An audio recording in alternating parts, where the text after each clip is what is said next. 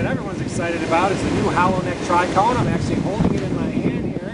This is the prototype. There's actually 4 in progress, and I'm going to share with you some video of Don Young actually building these out by hand. Now, one of the exciting things, of course, maybe a little better look at it.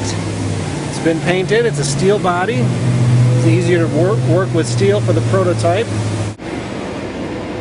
This has a flat back, by the way, because we can't dome the back and have the dome back and then get into the transition to this neck here like the original ones did after a short time. In fact, the first ones were flat like this, but to dome the back and then have that flow into the back, there needs to be a jig built, which is going to happen. But the exciting thing about the first group of these is they're actually going to be made by hand, by Don Young, just like John Doe would have made them in the early days of the National Company. Banging them out by hand with a brass hammer. I'm going to give you a little taste of how he goes about doing this, but so you know, this guitar will be built. I have 6 on order. I've already got a couple of them sold, and we're taking reservations on the rest of them. Exciting. Hollow neck Tricone. This is old school. Hey Don, get a Pabst in the background. You should. Need one. We'll go get a Pabst. Okay. I always got a Pacifico in most of my pictures. Gotta have it. We'll go get a Pabst. Okay. So what I'm doing here is I'm hand flanging these Tricones. This is how the Doe brothers would have done it right from the get-go, when they were probably like the first 50 or 75 guitars were probably hand flanged. So is this like a metal form that you're forming around? So it's you sandwich the metal in there, and then you're able to beat it down like this. I can come around that other side if you want. That's all right. We're seeing it.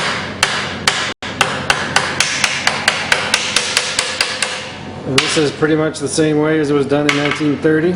No, well, in 1927, 26, 27, when they were making stuff by hand.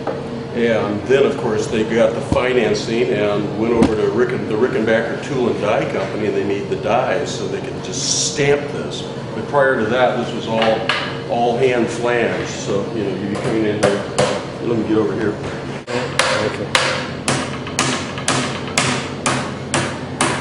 What is that? Just like a 1/4-inch piece of steel? 2 1/4-inch pieces of steel you're sandwiching that with? What you call a hammer die. And then using the brass hammer to form the metal. Knock it down with the big one, and then go back with a smaller hammer. A little smoother, flatter. Smooth it out. This is steel that you're forming? I'm forming steel.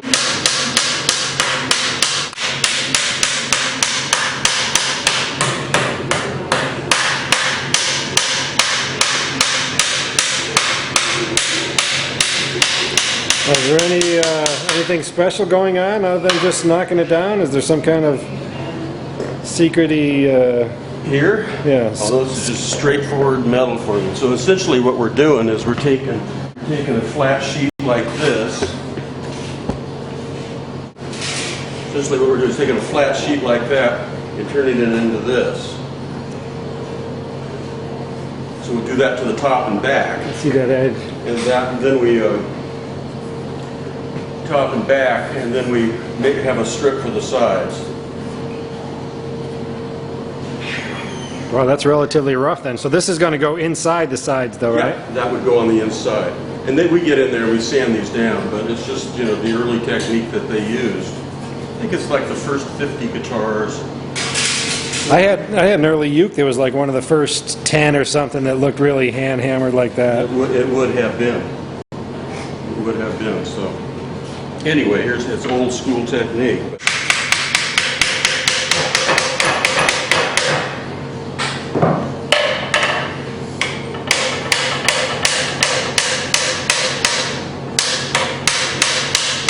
So how long does it take to get around the whole circumference of a top or back? It takes me about 20 minutes, 20, 25 minutes.